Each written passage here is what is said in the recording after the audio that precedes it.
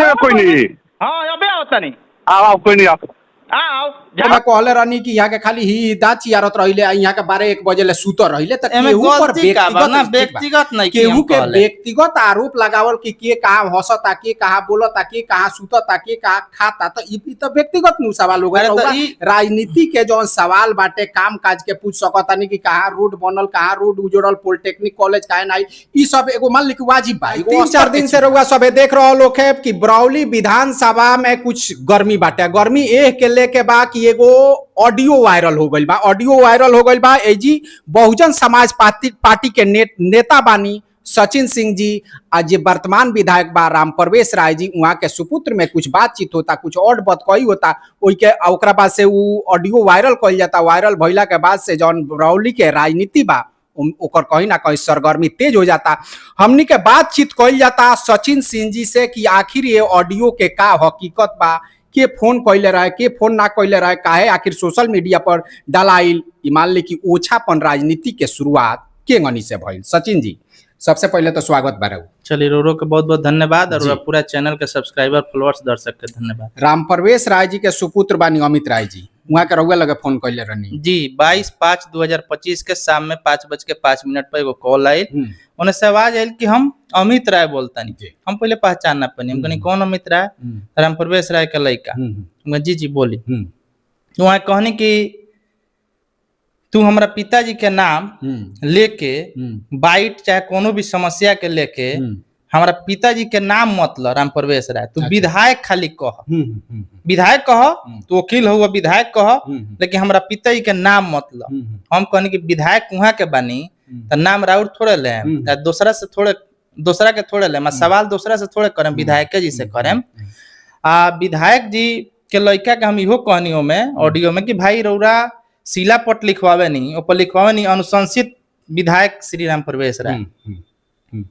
कोनो आमंत्रण पत्र छपेला सरकारी काम के कार्यक्रम के तो ऊपर छपेला कि विधायक श्री राम प्रवेश राय बरौली। तो जब नाम धो देला से में दिक्कत का होके में जाके बात बिगड़ गइल बा लास्ट में। हां जैसे जैसे वहां के बात अपन बदलत गइल माने पहले रौरा कहनी फिर तुम तड़ाक कहनी रुआ सुने पहले वहां के शुरू कहनी फिर हो कहनी रे कहनी ओकरा बाद कहनी कि अब तारा के दूसरा तरह से निपटम सन तार उपाय करम सन, तब जाके बात बढ़ गइल। हम कहनी कि ठीक बा हम आवत नहीं तू हमरा के मरवा दो, जब इतना तारा धमकी बा धमकी देता रह तइहन कर सकत रह आ तार पहले से आपराधिक इतिहासो रहल बा।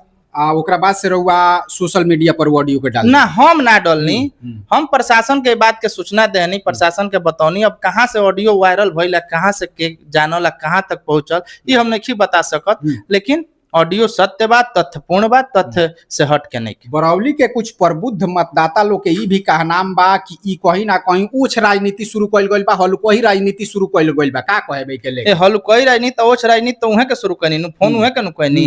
वहाँ के हम राजनीतिक प्रतिद्वंदी बनी आज से ना 2020 में वहाँ के खिलाफ लड़नी, मुखिया के चुनाव में भी वहाँ के अगेंस्ट में रहनी। हमरा ओ बरा से हम वहाँ के लगातार लाइव आके बयान दे के वहाँ के विकास के संबंध में प्रश्न पूछनी, जवाब मांगे नहीं विधायक जी से, आज ले जवाब मिलल ना। बरौली जौन बा 20 साल से वहाँ के विधायक बानी, लेकिन बरौली जौन बा गोपालगंज जिला में सबसे पिछड़ल विधानसभा बा। आज मान ली बैकुंठपुर विधानसभा बा, वो जन ITI कॉलेज खुल गई, पॉलिटेक्निक कॉलेज खुल गई, रजिस्ट्री कचहरी खुल गई।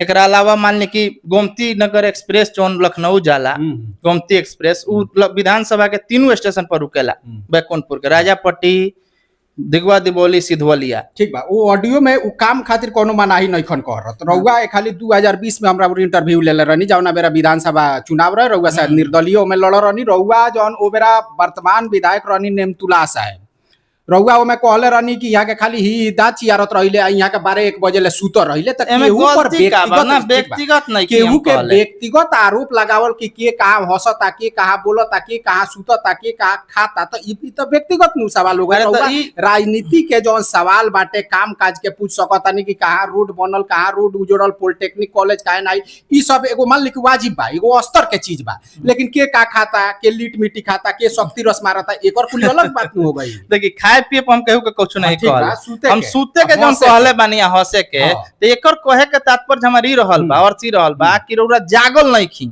रुआ जागरूक नहीं खी, बरौली के विकास के प्रति रुआ सजग नहीं खी। अगर रुआ सजग रहती, जागरूक रहती, सक्रिय रहती, रुआ निष्क्रिय ना रहती, उदासीन ना रहती तो तो बरौली के भी विकास अन्य विधानसभा क्षेत्र के अनुसार भय रहे। सजगता के जो सर्टिफिकेट बा उ तो जनता नु दी 20 साल से दे रहल बा, अगर एक तरह से देखल जाए तो ठीक बा। 20 साल से मान ली कि राम प्रवेश राय लीड कर रहल नु बाड़े, ओमे कोई कोनो एथी नहीं के 5 हाली लीड कइले बाड़े जे में एक हाली राष्ट्रपति शासन लागू हो गेल। खैर मान ली कि उ जनता तय करी, रउआ उनका प्रॉब्लम ऐसे बा कि रउआ व्यक्तिगत मान ली कि आक्षेप मत लगाई। व्यक्तिगत आक्षेप इहे नु कहले बानी हम कि वहां के ज्यादा देर तक सुते नहीं, सुतले के वजह से काम नहीं के होते, कहे के मतलब हमारी ई बा रुआ जागी समय से लोग के काम करी, रुआ ऐसो आराम में जी माने 20 साल से रहल बानी, रुआ सत्ता सुख भोगले बानी, मलाई सत्ता के लेवे के चाहे के काम कइले बानी, लेकिन रुआ काम नहीं कइले। काम कइले रहती तो बरौली के हाल ना रहित, बरौली बदहाल ना भई रहित, बरौली आज बेहाल बा, बदहाल बा 30 साल से। आखिर जीते के रीजन का बा? जीते के रीजन यह बा कि ऐसा प्रत्याशी सामने आ जाला पक्ष विपक्ष में, आ उ प्रत्याशी के जैसे कि पहले नेमतुल्ला साहब लड़तनी हो, नेमतुल्ला साहब एक चुनाव रही तो 10 दिन पहले आए आ चुनाव लड़े में फिर चल जाए, ना वहाँ के सवाल करम ना जवाब लेम ना लोग के बीच में रहेम। अब मजबूरी में जब दुइये को लोग लड़ता तो केहू के हेने जाए के पड़ी, केहू के होने जाए के पड़ी, तो वो मामला में यहाँ के 20 पड़ जातनी है, जीत जातनी है। पिछला चुनाव में गोपालगंज से एक आदमी चल आयल, वो 10 दिन में आयल, लड़ के हुआ कह के चल गई, ना कोनो सवाल ना कोनो जवाब ना कोनो लड़ाई ना कोनो जनता के मुद्दा पर आवाज। तो जब आवाज ना उठी, जब सवाल ना पूछल जाये, जवाब ना ले विधायक से, लोग के जगावल ना जाये, जागरूकता ना आई लोग के अंदर, तो विधायक तो जीतते रही नु जब होई। बरौली के लोग के भी का नाम बा कि कोई ना कोई रहुआ चर्चा में आवे खातिर सोशल मीडिया पर ऑडियो डाल देले बानी। ऐसा कोनो बात नहीं के हम ये विधानसभा क्षेत्र चर्चा में तो प्रत्याशी रहल बानी, आ मुखिया भी माता जी हमार रहल बानी, हम छात्र नेता भी रहल बानी, हम ई जानत तानी कि राजनीति केंग होला आ लोग के बीच में जाइल केंग जाला, चर्चा में रहे खातिर ना, चर्चा में रहे खातिर ना। जैसे कि मान ली कि अगर हमरा के केहू धमकी देता कि देख लेम उपाय कर देम, तो ओकरा के लोग ना जानी, प्रशासन ना जानी, तो हमरा संगे कोनो घटना हो सकता कि नहीं हो सकत। ये वजह से प्रशासन तक ई बात पहुंचल, प्रशासन के लग से ऑडियो वायरल भइल, हमनी के कहीं में कोनो भूमिका नहीं। बसपा कमजोर मत बुझी, बसपा बहुत मजबूत बा, ईट से ईट बजा दी। अब की बरौली में उ लड़ाई होई नु कि अब की भाजपा राजद के लोग बुझ जाए कि केहू लड़ता, माने आवे वाला भविष्य में एक दूगो धार में कोनो धार में रहुआ है। बिल्कुल ना, बिल्कुल ना, बिल्कुल ना, बिल्कुल हम ना आएम, हम बसपा के संगे रहें, बसपा में ही रहें, आजीवन बसपा के संग हमरा रहे के बा। लेकिन बसपा के तो कुछ मान ली कि अल्प वोट बाटे, वो वोट से रहुआ ले सकता नहीं, अल्प वोट नहीं है, अल्प वोट नहीं है, बसपा के बहुत वोट बा। बसपा के जे भी समाज के दबा कुचला, गरीब गुरबा, शोषित वंचित वर्ग के लोग बा, दलित वर्ग के लोग बा, जैसे कि शोषित वंचित माने केवल खाली दलिते में ना, सवर्ण में भी जो गरीब गुरबा दलित माने जे असमानता के दंश झेल रहल बा, जैसे बाबा साहब के जो सपना रहे कि समता मूलक समाज के स्थापना करे के बाद सब लोग के समान अधिकार मिलो, सब लोग समान रूप से शिक्षित होको, पढ़ो लिखो, आगे बढ़ो, वो नीति के तहत हम काम कर रहल बानी, बसपा काम कर रहल बिया। आई नीति के जन जन तक पहुंचाएम सन हमनी, बसपा जन उ लड़ाई दी, बसपा एजेंट से विधायक बना चुकल बा गोपालगंज से, अब बसपा बरौली में भी विधायक बनावे के काम करी। जौन ऑडियो वायरल भइल बा वो विषय के लेके रहुआ कोनो अफसोस बाकी ना? कोनो अफसोस नहीं है, ऐसे कि उ लोग के पुरान आदत है केहू के धमकी देल, कुछ कइल। अभी रुआ के हम प्रेस कॉन्फ्रेंस करे वाला बानी बहुत जल्दी, ओमे और भी ऑडियो हम जारी करे, मैं देखाएम कि लोग केहू के व्यवसायी के कबो धमकी देलबा, केहू ठेकेदार के धमकी देलबा, कबो मठ के जमीन के हड़पे के काम कइले बा, कबो नोनिया टोली में गोली चला के केहू के हत्या करे के काम कइले बा। ई लोग कोनो साफ सुथरा नहीं खे, आ सर्फ एक्सल से धोवल नहीं खे लोग, ई लोग बहुत आपराधिक चरित्र के आदमी बा, लोग भीतर से मरूड़ है लोग।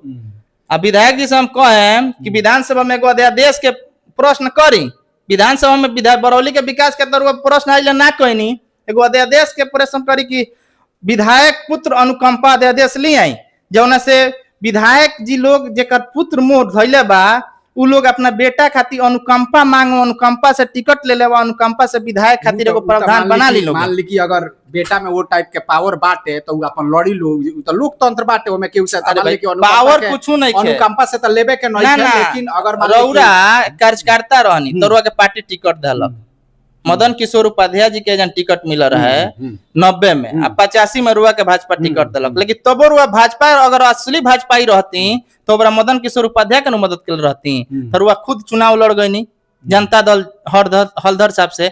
आज भी अगर पार्टी रुआ के दरकिनार कर दे, आज रुआ के टिकट ना दे कोनो कारण से, आज रुआ लड़का लोग निर्दलीय चाहे कोनो दल से लड़ जाये, पार्टी मोह थोड़े बा, अब पार्टी प्रेम थोड़े बा, रुआ पार्टी मैन थोड़े बानी, रौरा पुत्र मैन बानी, पुत्र के प्रति मोह बा, अपन मोह बा, अपना प्रतिशाली खाली स्वार्थ रुआ सिद्ध करे के चाहता नहीं, कहीं से कोनो जनता के हित के बारे में रुआ नहीं सोचत ना बरौली के हित के बारे में मान ली सोचत कि रउरे पुत्र बाड़े, अगर वो काबिल बाड़े कि ना रउए मुखिया रहनु, फिर से मुखिया हो जा अपना काबिलियत के बल पर काबिलियत दोनों कहाई कि छोट से बड़ होकल जा तो कोनो जनप्रतिनिधि के पुत्र रहल बा का के मुखिया समिति जिला परिषद प्रमुख कुछ लड़े के चाही नु आइले तो ठेकेदारिये भइल बा या ठेकेदार लोग से कमीशन लियाइल बा, थाना सीओ वगैरह से वसूलाइल बा, यही में जीवन चलल बा।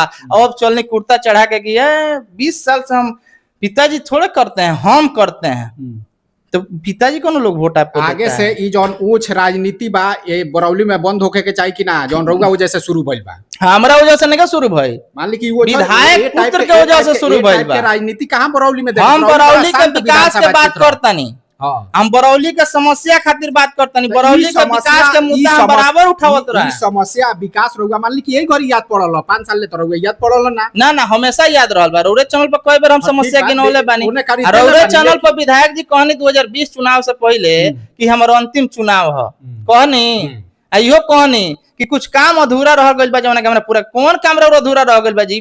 20 के बाद आज 25 आ गइल, रउरा कई हाली दिल्ली गइनी, कोनो केंद्रीय मंत्री से मिलनी, कोनो विशेष योजना लिए नी बरौली खातिर, विशेष अपन विधायक मत रउआ छोड़ दी तो विशेष का कोई नहीं बरौली खातिर, कोनो स्टेडियम बनवा देनी कि डिग्री कॉलेज खुलवा देनी कि पॉलिटेक्निक इंजीनियरिंग कॉलेज खुलवा देनी, का कोई नहीं रो बताई। व्यक्तिगत आरोप प्रत्यारोप भाई चलत रही या सवाल रउआ मुद्दा ना व्यक्तिगत देखी, विधायक सांसद के जो जीवन होला ना व्यक्तिगत ना होला, जीवन व्यक्तिगत का ना होला, सार्वजनिक होला, जनता खातिर होला।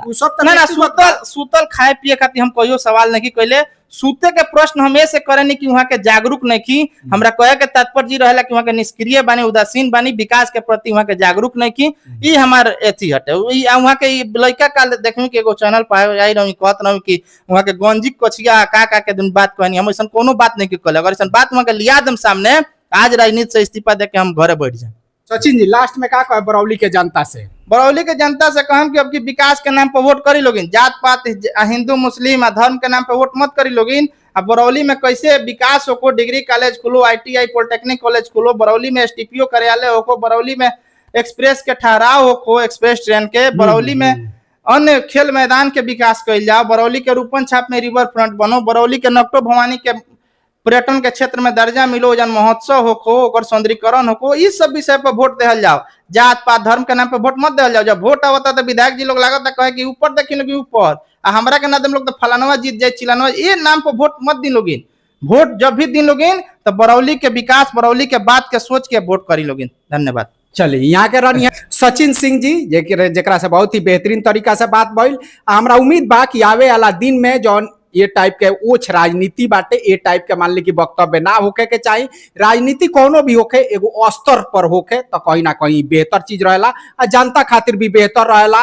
विकास के जहां तक ले सवाल बा तो हर एक जनता के ई पूछे के सवाल बा अपना जनप्रतिनिधि से, आई हमेशा पूछात रही। आई जौन अधिकार बाटे ई संविधान दे रहल बाटे, आ ये अधिकार से केहू अपन पीछा नहीं के छोड़ा सकत। चली।